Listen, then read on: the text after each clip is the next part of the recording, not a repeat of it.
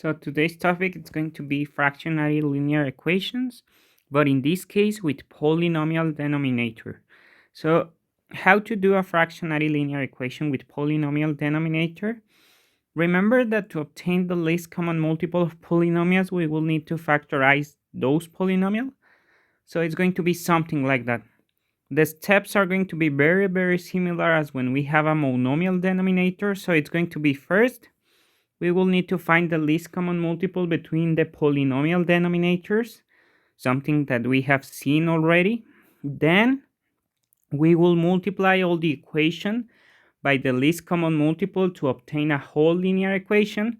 And after that, having a whole linear equation, we will need to solve it. And if they ask us to do the verification process. So let's see the first example. On the first example, we have something like this. 5 over x plus 1 minus 4 over x minus 1 minus 3 over x squared minus 1. So the first two of them that are on the first member are already like simplified. We cannot factorize them over x minus 1. But in the second part, in the second member, we can factorize the x squared minus 1 as a product of the sum and difference of a binomial because it's a difference of a square. So it's going to be x plus 1 that multiplies x minus 1. So if we see this part, the least common multiple between them, it's going to be x plus 1 that multiplies x minus 1. So what we need to do next, we will multiply all the expression or the equation for x plus 1 and x minus 1. So let's check. X plus 1 and x minus 1 will multiply every term in the equation. So if we multiply this one times this one, the x plus 1 and the x plus 1 will be eliminated. So it's going to be only 5 that multiplies x minus 1. What about the minus 4? It's going to be, if we compare this one to this one, we can eliminate the x minus 1. So it's going to be minus 4 that multiplies x plus 1. And in the other case, it's going to be minus 3, x plus 1 and x minus 1. They will both disappear, so it's going to be only minus 3. So then we have a whole linear equation with parentheses and brackets, so we can solve it. It's going to be 5x minus 5 minus 4x minus 4 equals minus 3. So it's going to be x minus 9 equals minus 3, x equals minus 3 plus 9. So it's going to be x equals 6. So as I was telling you, it's not very different from doing an equation with a monomial denominator. In this case, it's almost the same. We find the least common multiple. After that, we multiply all the equation by the least common multiple to obtain a whole linear equation. We solve it and we will get our answer.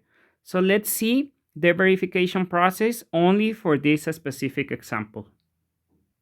As always, when we do a verification process, what we need to do here is we will use the value of x on the original equation. So it's going to be something like this. It's going to be 5 divided by 6 plus 1 minus 4 divided by 6 minus 1 equals minus 3. And it's going to be 6 squared minus 1. So let's see, it's going to be 5 over 7 minus 4 over 5 equals minus 3 over, it's going to be 36 minus 1. So it's going to be minus 3 over 35. And let's see here, we will need to transform it to 35s. So it's going to be 7 times 5 It's 35. 5 times 7.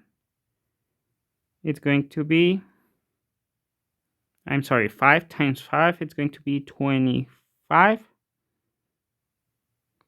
Then it's going to be 4 times 7. It's going to be 28. So it's going to be minus 3 over 35 equals minus 3 over 35. So we can see that the verification process is now completed. So as I was telling you always, the verification process, sometimes we don't need to do it, only if they ask you to do it, or if you want to check if your answer is correct. Remember, the verification process is always done on the original equation. Let's see another example. So the next exercise is going to be something like this. In this case, every term in the equation can be factorized. Every denominator, it's possible to be factorized. So let's see. This equation will be 2 divided over, and it's going to be x plus that multiplies x minus two numbers that when they get added, we get 2. When multiplied, we get minus 15. It's going to be 5 and 3. Then in the next one, it's going to be minus 7 divided over x plus 3, x minus 3 because it's a difference of squares, equals, and it's going to be 5 divided over x plus 5 that multiplies x plus 3 because two numbers that when they get added it's 8, and when multiplied it's 15, 5 and 3. After that, we will see that the least common multiple between the denominators, it's going to be x plus 5, x plus 3, and x minus 3. So in this case, we can multiply all the equation by the least common multiple, that it's going to be x plus 5, x plus 3, and x minus 3. So let's check. For the first one, we have x plus 5 that will be eliminated, x minus 3 that will be eliminated, so it's going to be 2 that multiplies x plus 3.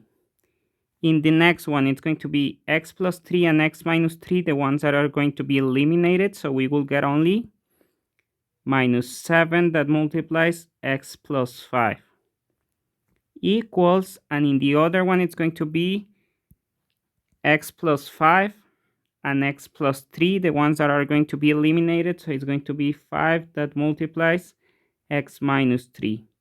So now we have a whole linear equation with parentheses and brackets, so it's going to be 2x plus 6 minus 7x minus 35 equals 5x minus 15.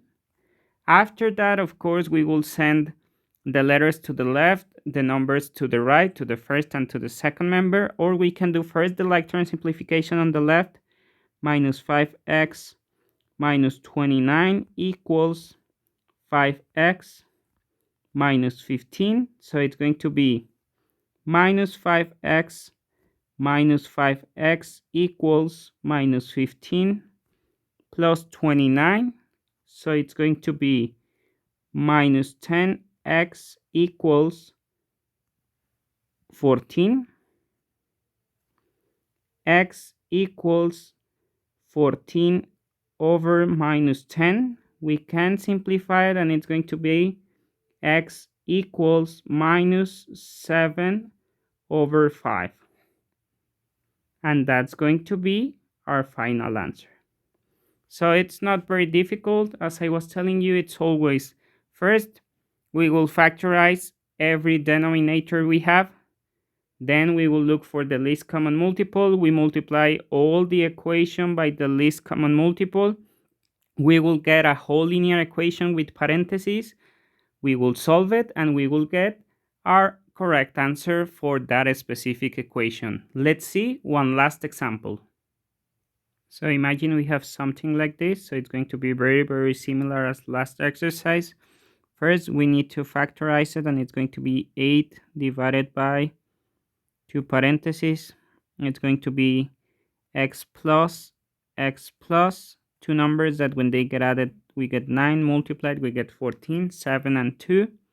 Then it's going to be 3 divided by x plus 2 that multiplies x minus 2, because the difference of squares, and the other one is going to be 11 divided by x plus x minus 2 numbers that when they get added we get 5. When multiply 14, 7 and minus 2. After that, of course, we will need to multiply by the least common multiple. The least common multiple is going to be x plus 7 that multiplies x plus 2 that multiplies x minus 2.